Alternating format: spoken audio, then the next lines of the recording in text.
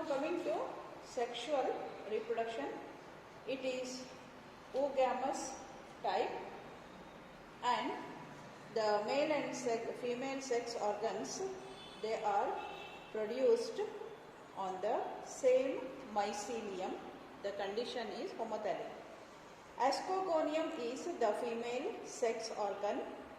It arises as a small outgrowth from a vegetative cell of the mycelium.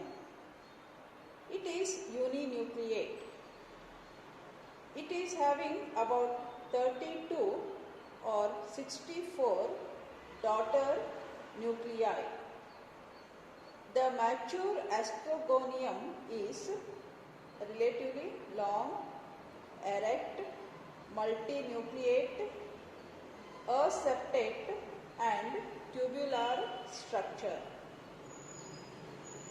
Its anterior end is slightly curved. Antheridium is the male sex organ.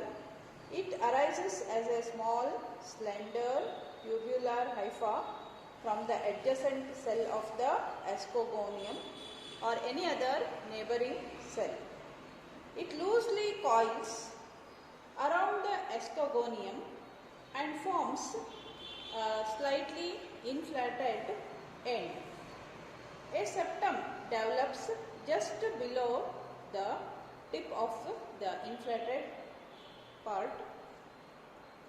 As a result, a short club-shaped uninucleate structure develops at the tip of antheridial branch, and it is the antheridium. At the terminal part of the mycelium you will find the antheridium.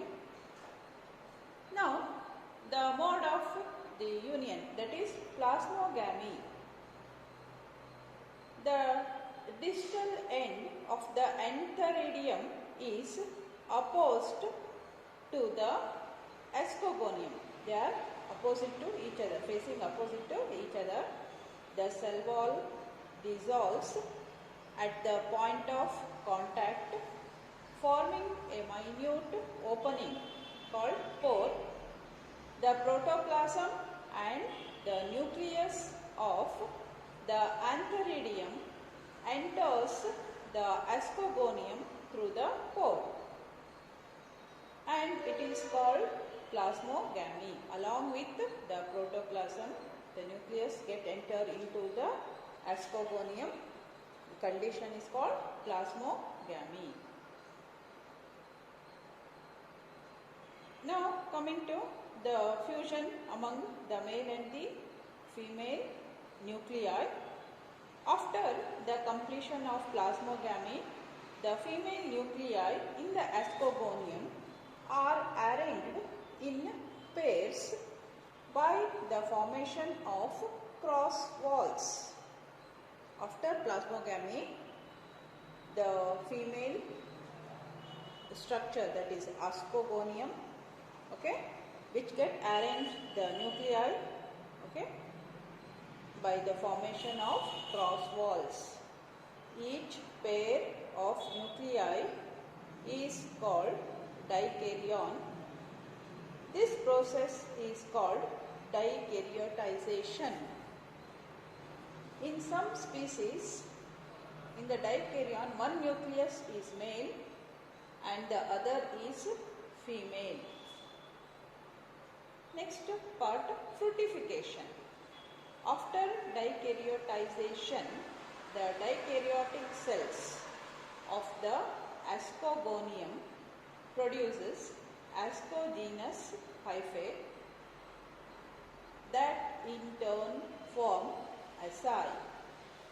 In the meantime, sterile hyphae of the mycelium grow around the ascogenous hyphae and the asci. As a result, a closed the fruiting body is formed, that is called as cleistothecium. Some dikaryotic cells of the separate ascogonium send send out the lateral hyphae called ascogenous hyphae. The ascogenous hyphae may be branched or unbranched, and it consists of the binucleate cells. Now, SI are small sac-like structures containing ascospores. SI are small sac-like structures. They are consisting of the ascospores. They may develop directly from dikaryotic cells of the ascogonium, dikaryotic cells of the ascogonium, or cells of the ascogenous hyphae. The dikaryotic cell enlarges in size and it serves as the ascus mother cell. The dikaryotic cell gradually enlarges in size and becomes ascus mother cell. The two nuclei of the ascus mother cell fuse together to form a diploid nucleus.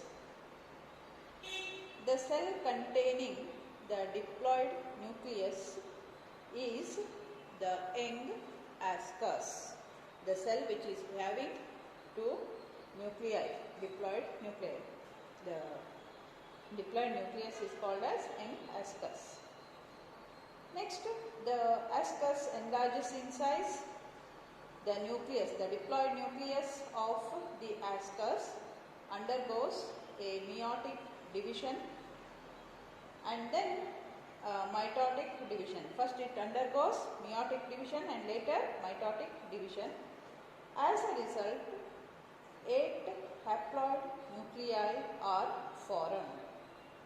Each nucleus gets a piece of cytoplasm so as to form a globular cell called ascospore, which produces the globular structure called ascospore. 8 ascospores are formed in an ascus. The wall of the ascospores may be smooth or it may be rough. Peridium, the sterile envelope around the ascus, okay, in the Cleistothecium, it looks like a hollow ball and it consists of a pseudoparenchymatous closely interwoven hyphae, the fruiting body, and the inner to the peridium, okay, inside the membrane peridium there is a soft covering. It is get interwoven hyphae. It is called as ascocarp, and this is called as ascocarp. It is seen around the asari. Both the ascocarp and peridium develop from the sterile hyphae of the mycelium. Next, what happens? The dispersal of the ascospores takes place. As the Cleistothecium matures, the inner hyphae of the peridium get gelatinized and form a fluid. At the same time, the wall of the ascus dissolves, liberates the ascospores to a the fluid, okay, to float in the fluid. The ascospores are released by the decay of the outer layer called peridium. They are carried by means of water currents. All the spores they get disseminate. Next, what happens? Germination of the ascospore takes place. Having reached a suitable substratum, the ascospore germinates and produces a germ tube. The germ tube undergoes continuous growth, septation and branching to become a new mycelium of the penicillium.